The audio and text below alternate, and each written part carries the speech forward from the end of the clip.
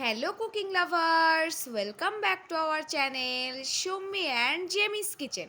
আজকে আমি বানিয়ে নিয়েছিলাম ব্রেকফাস্ট স্পেশাল একটা খুব সুন্দর রেসিপি।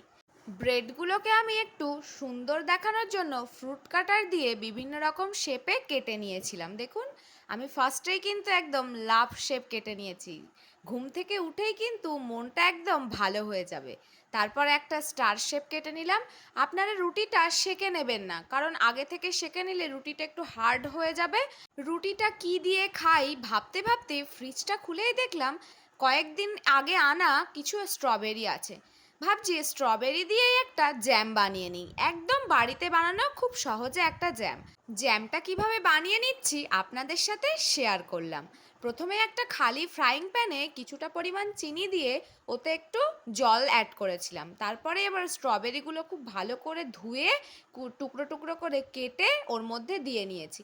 কিছুক্ষণ একটু ঢেকে রাখলে স্ট্রবেরিটা নরম হয়ে যাবে। আর স্ট্রবেরির মধ্যে থেকে যে জলটা বেরিয়েছে ওটা একটু কমে আসলে রেডি হয়ে যাবে বাড়িতে বানানো স্ট্রবেরির জ্যাম।